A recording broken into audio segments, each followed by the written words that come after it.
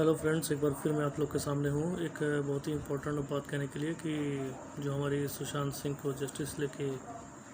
जो लड़ाई थी वो एक स्टेप आगे बढ़ चुकी है। And here in this picture now Subramanian Swamy और उनके जो शिष्य हैं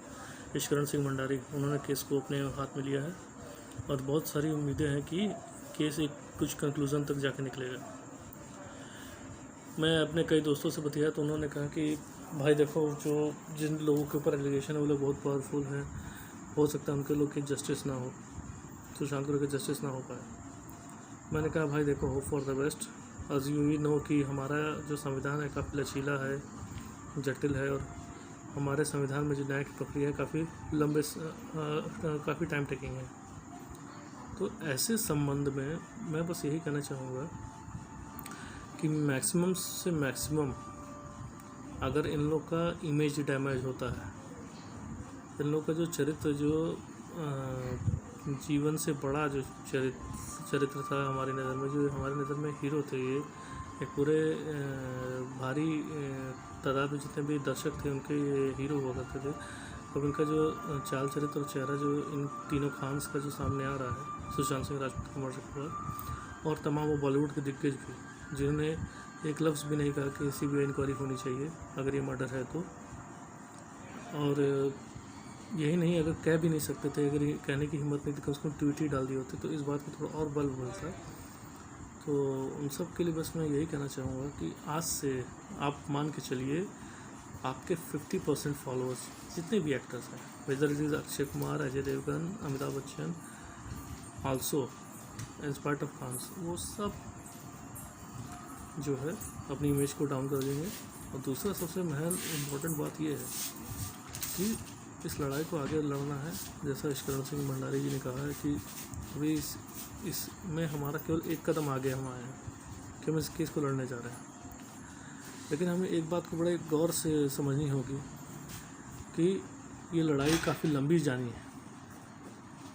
इसमें 2 महीने लग सकते हैं, 3 महीने लग सकते हैं, हो सकता है कि 1 साल लग जाए। बट अगर हम जैसा अपना गुस्सा और टेम्परामेंट अगर सीबीआई फॉर सुशांत और जस्टिस फॉर सुशांत के केस में लगातार बनाए रहेंगे तो हो सकता है 3-4 महीने के अंदर एक कंक्लूडिंग डिसीजन तक पहुँचे।